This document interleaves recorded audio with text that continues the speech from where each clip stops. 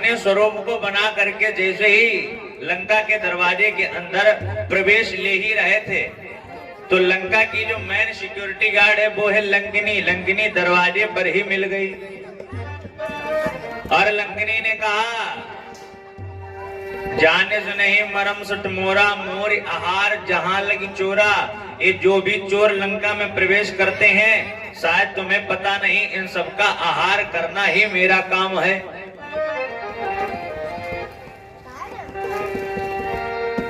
उन छोटे से हनुमान जी को भी उस लंकिनी ने पहचान लिया और लंकिनी हनुमान जी से पता क्या कहती है, हो मेरे पहरे से, हो मेरे पहरे से, मेरे पहरे से चोरियां न छिपती चला है अखियां में।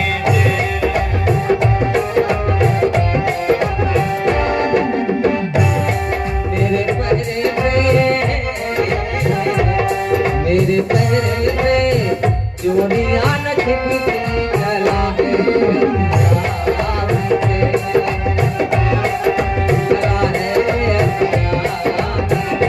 तुझे दिख के भी, तुझे दिख के भी नजर नहीं हटती चला है अखियां में जय।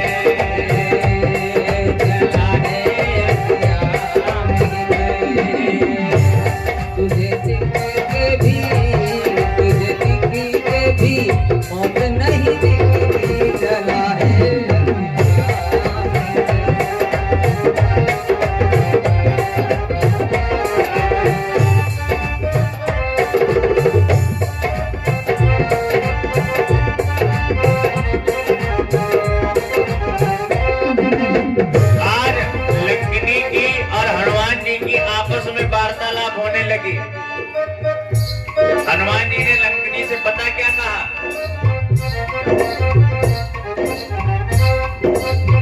शायद तूने मेरा भेद नहीं जाना है, काले हो तेरा तूने नहीं पहचाना है। शायद तूने मेरा भेद नहीं जाना है, काले हो तेरा तूने नहीं पहचाना है। तेरे जैसों से, तेरे जैसों से, तेरे जैसों से भूख मेरी मिटती चला है अखियां में जय। चला है अखियां में जय। तेरे जैसों से, तेरे जैसों से भूख मेरी मिटती चला है अखियां।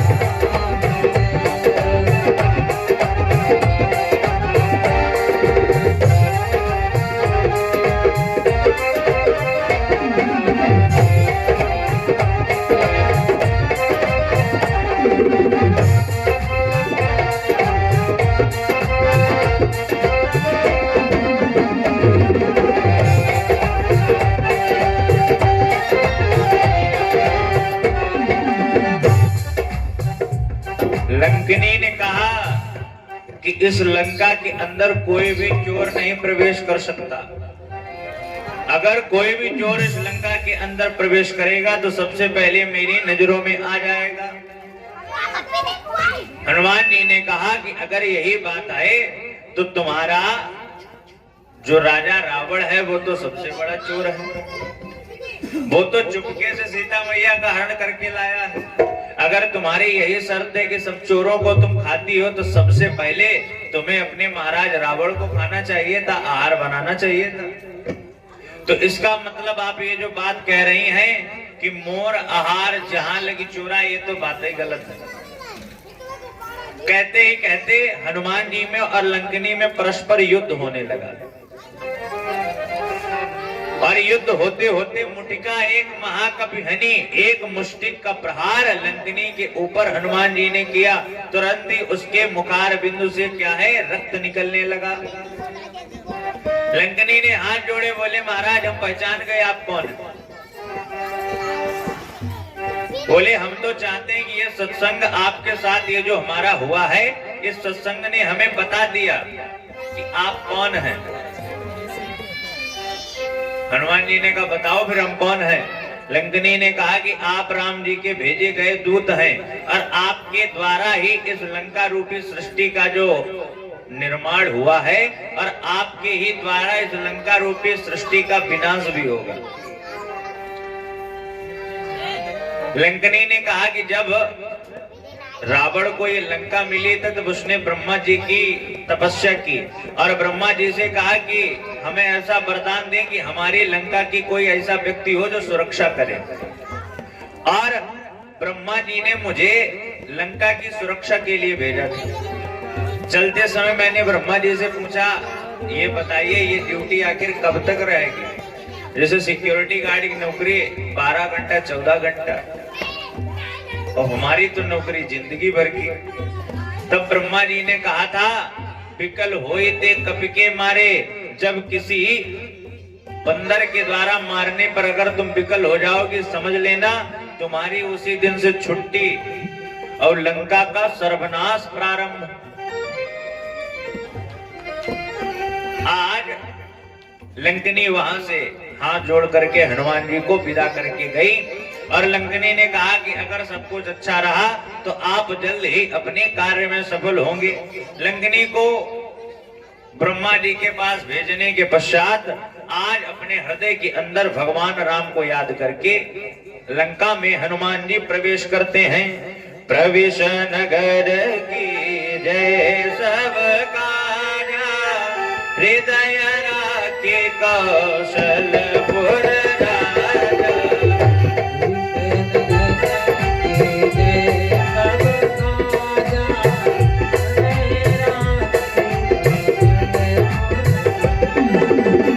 करल सुधार पुकारहि मिताई, गोपद सिंधु अनल शीतलाई।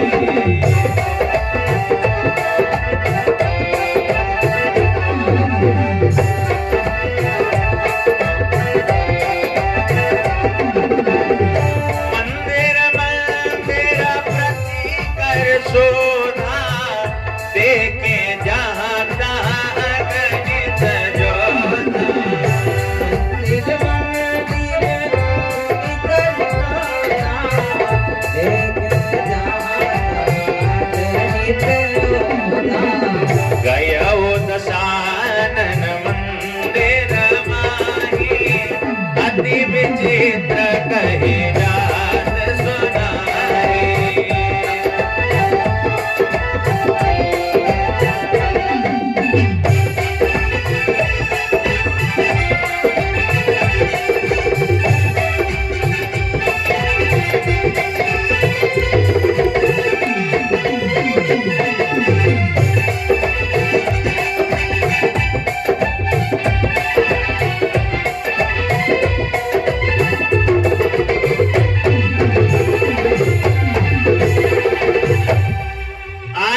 भगवान को अपने मन में याद करके हनुमान जी लंका के अंदर प्रवेश करते हैं। लंका के अंदर जैसे प्रवेश किए तो सर्वप्रथम जगह जगह पर अगणित योद्धाओं को देखा। योद्धाओं को देखने के पश्चात जिस कक्ष में रावण सो रहा था उस कक्ष में जाकर के पहुंचे और सब कुछ देख लिया कि रावण कहां पर सोता है, कहां पर खाता है, आखिर करता क्या है। और रावण सो ही रहा था। तब तक हनुमान जी ने एक विचित्र दृश्य देखा। हनुमान जी ने पता क्या देखा लंका में? हनुमान जी ने देखा कि शाम के समय जिन पात्रों में भोजन किया गया है वो पात्र अभी भी ऐसे पड़े। लंका में उन पात्रों को कोई धोने वाला नहीं। दूध दही के पात्रों में रावण ने जो भोजन किया है वो दूध दही के पात्र ऐसे पड़े। हनुमान जी जान गए कि इसका जो विनाश है बहुत जल्दी आने वाला है, क्योंकि अगर आपके घर में रात्रि के समय खाने के पश्चात बर्तन पड़े रहेंगे समझ लो जिंदगी में कभी तुम्हारा उत्थान होने वाला नहीं। इसीलिए देखा होगा अपने यहाँ सबसे पहले खाना बनाने खाने के पश्चात रात्रि में बर्तन सब धुल दिए जाते हैं और आपने बुजुर्गों को देखा होगा दूध दही खाते हुए। अब आप के घर में 80-90 वर्ष के बाबा हों, देखना जब वो दूध या दही खाएंगे तो दूध दही खाने के पश्चात उसी पात्र में पानी डाल करके घुमा करके पी जाएंगे। कहने का तात्पर्य दूध दही का पात्र ऐसे ही नहीं रखा जाता, ऐसा रखने से उस घर की जो लक्ष्मी है ना वो अपने आप विदा हो जाती है। हनुमान जी जान गए कि अब इसका जो विनाश है वो बहुत जल्दी आने वाला है, और मन में सोचते भी जा रहे हैं जब हम ही आ गए तो विनाश तो कैसे जल्दी होगा। हनुमान जी आगे की ओर बढ़े, पूरी लंका में सब कुछ देख रहे हैं। तब तक एक विचित्र दृश्य देखा और आश्चर्यचकित होकर के देखने लगे। देखा कि एक ऐसा कक्ष बना है जहां पर तुलसी का पौधा लगा। मन में विचार किया, लंका में तुलसी पौधा कहां? सही से पूरा कक्ष देखा तो हर जगह रामायुध अंकित ग्रह शोभा परिने न जाए, जगह जगह पर राम राम लिखा है। मन में विचार कर रहे हैं कि बताओ, जहां चारों तरफ राम शत्रु रह रहे हों और रावण के कक्ष के पासे में आखिर ये किसका कक्ष है? ऐसा तो नहीं ये कोई माया है। हनुमान जी मन में विचार करते हैं, अचरज है कागों के दल में, यह हंस रूप दर्शन कैसा।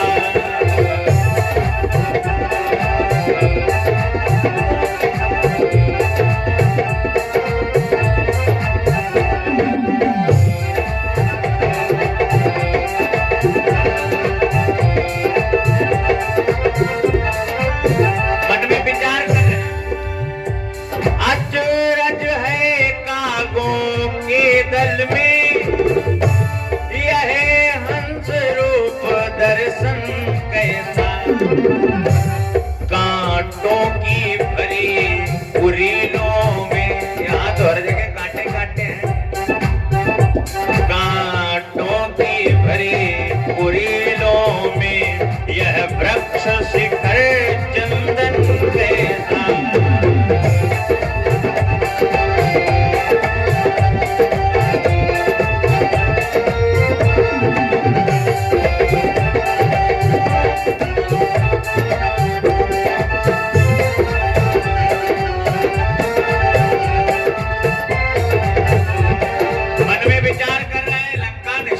निवासा ही यहाँ का सचंकर वासा।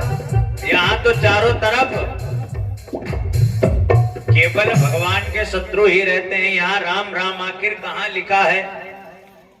तो जैसे ही मन में विचार कर रहे थे यहाँ कहाँ सज्जन कर वासा, जैसे ये विचार कर रहे हैं, मन में विचार कर रहे हैं, मनमोह तर्क करे कपिलागा। अब मन में सोच रहे हैं कोई माया तो नहीं, ये कोई भ्रमजाल तो नहीं, ये सच में हो भी सकता है या नहीं हो सकता है। आप गोस्वामी जी की चौपाइयों पर थोड़ा ध्यान दें। गोस्वामी जी पता क्या लिखते हैं? मनमोह तर्क करे कपिलागा। मन में हनुमान जी सोच ही रहे थे, ते ही समय विभीषण जागा। ना इससे पहले विभीषण जी जगे, ना इससे बाद। विभीषण जी जब कब जगे? जब राम के कार्य को करने आए हुए हनुमान जी के अंदर भ्रम पैदा हुआ, उसी समय क्या हुआ? उसी समय भगवान की कृपा के द्वारा विभीषण की जो आंख थी वो अपने आप खुल गई। यही होता है हमारे और आपके जीवन में। जब आप कोई भगवान का कार्य करने के लिए जाते हैं और जैसे किसी न किसी कारणवश आपके अंदर भ्रम होता है, तो भगवान किसी न किसी को कृपा पात्र बना करके आपके पास भेज जरूर देते हैं। आज विभीषण जी जक्कर के बाहर आया। गोस्वामी जी बताते हैं, राम राम ते सुमिरन कीन्हा। आते आते सबसे पहले क्या किया? राम राम। और भाई किसका है ये? भाई किसका है? ये क्या है? ये भगवान का प्रभाव है। आज भगवान का ऐसा दिव्य प्रभाव है कि रावण का सगा भाई विभीषण भी भगवान राम का नाम लेता है। आपको एक बार की बात बताएं, राम जी का और जब रावण का युद्ध हुआ ना, राम जी ने क्या किया? राम जी ने एक ही बार रावण के सभी घोड़े मार दिए, रथ तोड़ दिया, धनुष तोड़ दिया, तरकस तोड़ दिया, रावण के जगह जगह घाव आ गए। अब वो कहा जाता है ना, जो शत्रु कमजोर हो तो उस पर और ज्यादा आक्रमण करना चाहिए, लेकिन राम जी ने ऐसा नहीं किया। राम जी तुरंत ही अपनी प्रजा से एक पंखा लेकर के रावण के पास पहुंचे। बोले दशानन तुम ज्यादा थक गए हो, तुम्हारे लिए 108 नंबर बुलवाई है भैया, जाओ जाकर के ठीक होकर के आना, कल फिर युद्ध लड़ेंगे। जैसे ही रावण अपने कक्ष में आया, मंदोदरी मिली। मंदोदरी ने कहा महाराज ये क्या हुआ,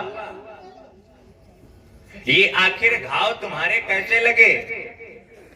रावण ने कहा ये घाव कोई साधारण नहीं है, राम के बाण के घाव नहीं, ये राम स्वभाव के बाण लगे हैं। भगवान राम का स्वभाव ही इतना निर्मल है कि प्रत्येक व्यक्ति को वो अपना बनाना चाहते हैं। ये प्रभाव है भगवान राम का। तो सोचो जब शत्रु का भी भाई भगवान राम को अपना मानने लगा, तो हम और आप तो राम को मानने वाले हैं, तो फिर आखिर भगवान हमें क्यों नहीं अपनाएगा? लेकिन पता है हम भगवान को तहे दिल से कभी अपना नहीं पाते। कारण यही होता है कि अगर जरा सा भी कुछ काम होने को हो तो बता देंगे कि भगवान वो 2 किलो बढ़िया जैसे घी के लड्डू आपको चढ़वाएंगे, काम हो जाए हमारा। अब भगवान हमने कल भी ये बात बताई थी, भगवान निर्मा तो है नहीं, पहले इस्तेमाल करोगे दबा के आराम से बात कहोगे, फिर तुम पर विश्वास करेंगे। और मान लो कार्य नहीं हुआ तो भाई भगवान आश्रम बैठे रहे, 2 किलो लड्डू कैंसिल। तो ये क्या है? ये भाव भक्ति नहीं। ये क्या, ये तो सौदा हुआ भाई, आप हमारा काम करवा दीजिए, हम आपको पैसे दे देंगे। यहाँ पर भक्ति कहाँ से आई? आप कोई भी कार्य करें लेकिन मन में ये विचार रहना चाहिए कि भगवान की कृपा के द्वारा ही ये कार्य हो रहा है।